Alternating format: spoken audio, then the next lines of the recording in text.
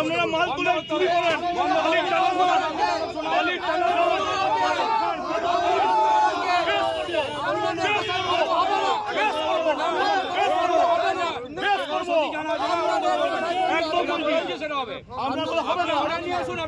করেন,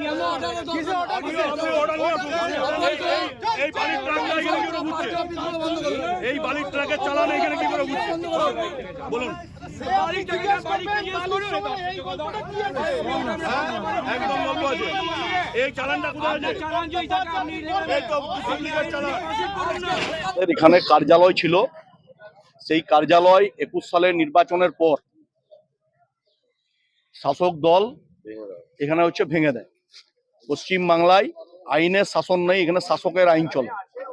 25শে ডিসেম্বর ভারতরত্ন প্রাক্তন প্রধানমন্ত্রী অটল বিহারী বাজপেয়ীজির জন্মদিন, এবং ওই দিনে সুশাসন দিবস এবং তুলসী পূজন দিবস পালন করা হবে। সেই উদ্যোগ আমাদের এখানকার মন্ডল সভাপতি সুভাষিস মুখার্জি নিয়েছেন।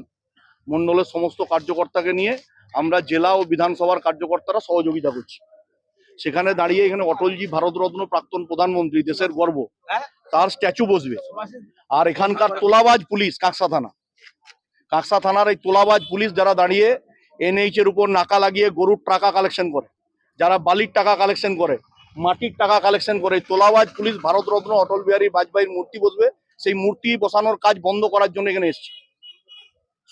এই জায়গা যদি কারো অভিযোগ থাকে, আমরা সেই জায়গার যারা অভিযোগ করছেন তাদের সাথে কথা বলবো। পুলিশের এখানে কি ভূমিকা?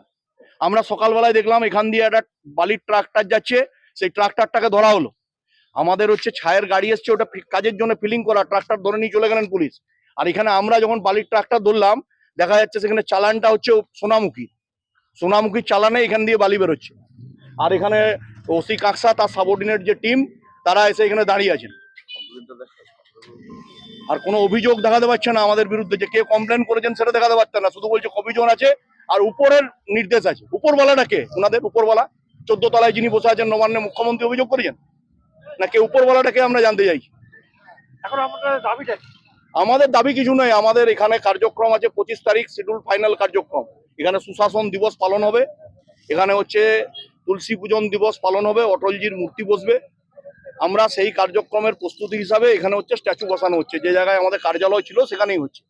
আমরা যে এমন কোনো জায়গা নতুন করে কোনো এনক্রোচমেন্ট করে কাজ করছি এমনটা নয়। এবং আপনারা এটা লক্ষ্য করলেই বুঝতে পারবেন, WBSDCL এর যে প্রাচীর দেওয়া সীমানা, সেই প্রাচীর দেওয়া সীমানা তারা ঘিরে বাউন্ডারি করা আছে। আমরা বাউন্ডারির বাইরে আমাদের কার্যালয় যেখানে ছিল, কার্যালয় শাসক দল ভেঙে দিয়েছে, সেই জায়গায় করছে।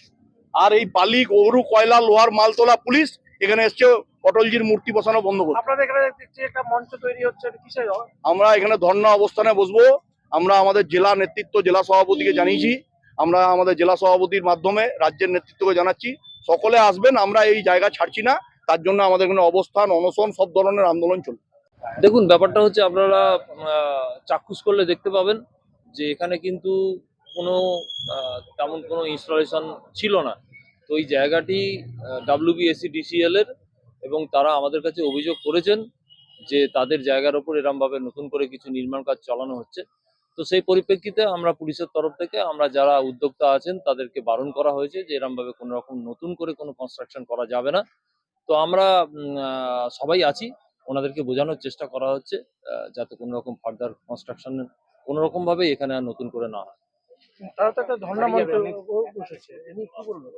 ঠিক আছে, তাদের ধর্ণা মঞ্চ তারা করতেই পারেন, তাদের গণতান্ত্রিক ব্যাপার, সেটা করতে পারেন। কিন্তু আমরা আমাদের জায়গায় খুব স্ট্রিক্ট আছি যে কোনো সরকারি জায়গায় নতুন করে কোনো কিছু কনস্ট্রাকশন আমরা হতে দেব না।